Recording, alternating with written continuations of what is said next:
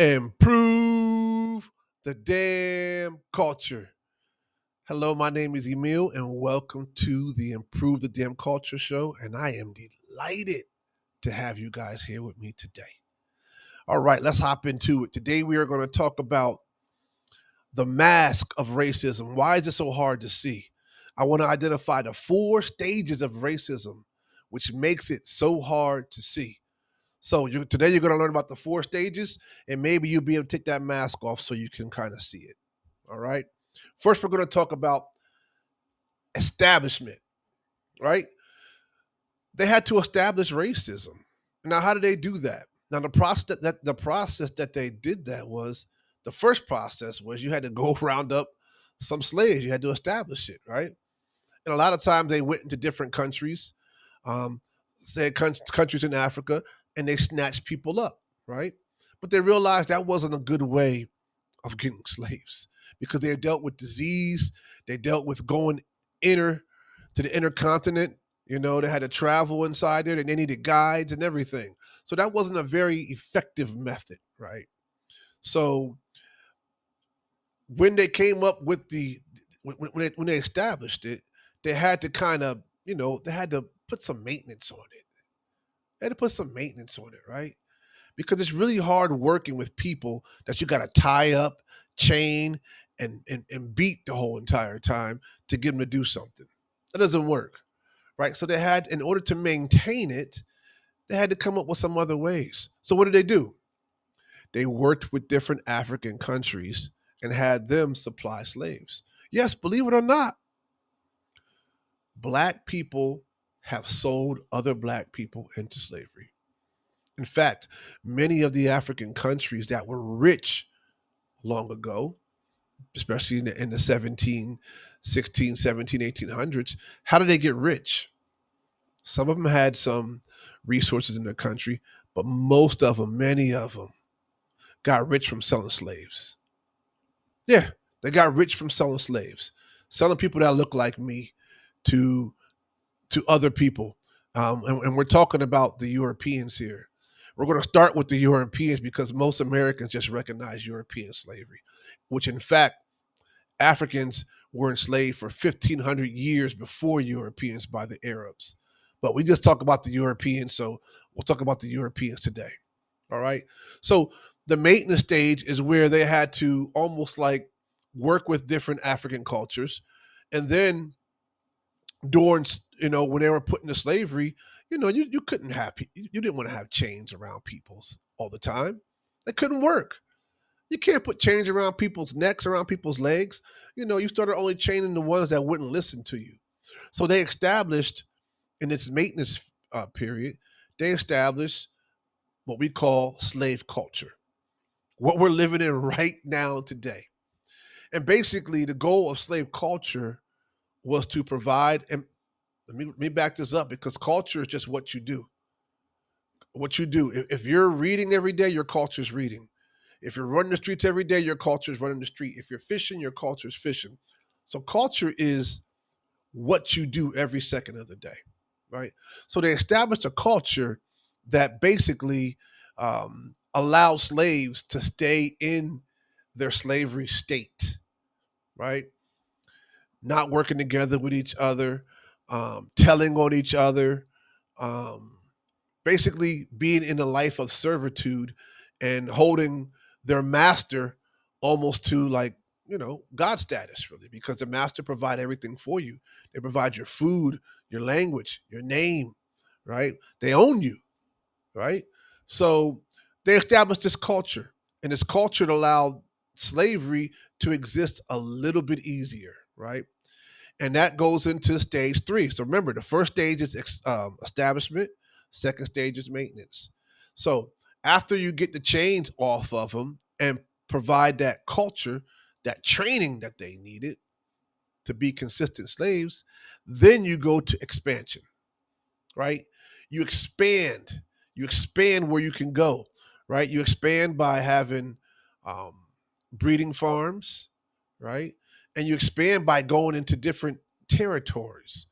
That's how America grew out, right? They grew out, and many of them were slave states. And those states would actually harbor those slaves in there, and the slaves would work and grow those states out, right? So after you have expansion, think about it. You have slaves that went from having chains to now slaves not having chains.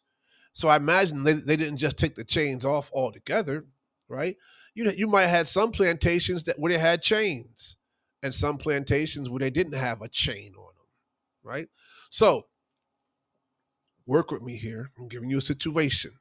So in the eyes of the slaves, the ones that had the chains on them, right, that perhaps were next door to the ones who didn't have chains on them, the ones who didn't have chains on them were probably like, yo, look at them slaves over there. Wow. They're walking around with chains on them. We don't have to have chains on us. We're not slaves like them. They're slaves over there. So, right then and there, the conditioning of we're not being enslaved because the refinement, right? I mean, the expansion, when they expanded it, right? They start noticing different levels of slavery, right? Different ways that people were being treated, and some started feeling like they weren't even slaves, right? Then you have the refinement, right? The refinement is like where we're at right now. You can't. They refined it so well to where it's hard to even see where slavery even exists, right? And I'm gonna tell you how they did that. Let's just talk about Rosa Parks for a second. Not Rosa Parks, but Harriet Tubman. Harriet Tubman, hats down, was probably one of the greatest black soldiers that ever existed because she was a soldier and she was like a general. She led, different small armies. She was no joke. So this, by all means, is not taken away from what she contributed to people that look like me. I'm not doing that. What I'm trying to show you is how slavery and how racism has been in a refinement stage, so it's hard to see. So think about Harriet Tubman. Harriet Tubman was back in the 1800s. I believe it was like 1865. So when she freed slaves from one plantation and she took them, let's just say she took them up north, where did she take them? Did she take them to Ohio? Did she take them to Connecticut? Did she take them to New Jersey? Where could she take them where black people weren't dominated and mistreated in education, entertainment, economics, labor, law, politics, religion, sex, war, and we didn't have artificial intelligence then. Where could they take them? Because let's talk about where they took them. They took them to places like Illinois, right? In Illinois, they had the Black Exclusion Act to where they excluded blacks from actually moving into Illinois, right? Some of them snuck into there, but if you were caught, you were shipped back into slavery, right? That was going on during Harriet Tubman. So how can she free someone where these states actually have laws that go against black people, right? So they might not have chains and they might not be owned by one particular white person, right? Now they're owned by the whole community who could dominate and mistreat them. That's really what it is, right? Then you have places like Indiana, where they weren't even allowed to even come in that state as well either, right? If you look at the Article 11 of their state constitution, you'll find that law, right? Then you have New Jersey's.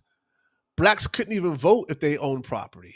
They had to own property to vote, which means that somebody had to sell them property, and which means that they had to make enough money to even to be able to purchase property, right? But once they had property, they probably felt like, hey, I'm free, I can vote, right? But no, there's other laws that supported that New Jersey had too that was against you, right? And to go outside those state lines, you would be dominated and mistreated in a heartbeat like everybody else, right? So I'm trying to paint a picture for you here. Are you picking up what I'm putting down? Are you kind of understanding how slavery could be almost hidden, especially from black people, especially if you're born and if you're a fish born in water, you don't even know there's water there, right? You talk about like New York. Same rule as New Jersey. You couldn't even come into that state, or you couldn't even vote in that state if if you didn't own property, right? And a lot of times you couldn't even, in most of these states that I'm mentioning, you couldn't even go to court to defend yourself because black people weren't even allowed in courts, right? Then you have Massachusetts, right, where you have the so-called the slave abolitionists, abolitionists, abolitionists. I can't even say the words, but the people who were against slavery. Let's put it to you like that. They put laws against blacks to where blacks couldn't even live with them. They couldn't work with them. They couldn't do anything with them. Right? That led to really blacks being extremely in poor situations. Right? And their kids weren't even allowed to even go to schools. They had to create schools for their own children there. So they were being dominated and mistreated as in there as well too. Then you have Ohio, right? Ohio, to live in Ohio, you had to post a $500 bond, and back then $500 was a lot of money. I mean, a whole lot of money, right? You had to pay a $500 bond to the state of Ohio to even live there, and that bond was basically stating that, hey, I'm not going to get in any trouble, right? So just think about that, guys. That's the illusion of freedom. And we celebrate Harriet Tubman. Not saying that we shouldn't. I'm just saying that puts in our mind that we are in a free state or in a free place. You know, they always say Donald Trump's the leader of the free world, right? The world is not really free. There's a lot of people being dominated and mistreated. You can just go to any vacation spot because they're always held where people have color in their skin, right? You go to Mexico, you go to Africa, right? There's many people who are dominated and mistreated, right? Right. So also states had all those states had laws to where, blacks couldn't go to school, blacks couldn't get on the bus for transportation, you know what I mean? Blacks got paid less wages. So that might not be slavery like it was, almost like the slavery where they had the chains on them and then they don't have chains on them. That's exactly what's going on now, guys. Because you look at, after the civil rights movement, and what did the civil rights movement really do for black people? Think about it. What did it actually do? How much better are we after the civil rights movement than we are right now? How much? Because we can ride on the bus and we can buy we could buy from the same places and eat at the same restaurants, drink out the same water fountain, and some of us go to the same schools. Did that make us smarter? No. Did that make us, are we making more money right now?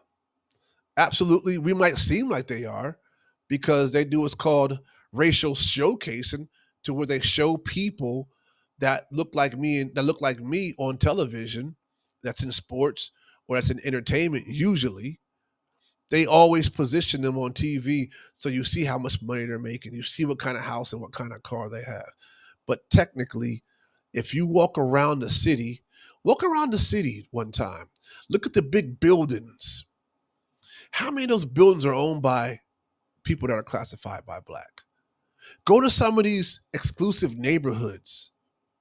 How many people that are classified as black actually live in those neighborhoods? I can tell you that probably hardly any of us. Go to any big city and look at all that wealth, right? And then what they'll do is they'll showcase a lot of white people, right? It looks like a lot of white people that are poor, that are homeless. Now, I'm not getting on anybody that's homeless or poor that has a bad situation, but that's a few people compared to all of the white people that are in this country, right? But if you look at black people, most of us are in a horrible state, in just a terrible state.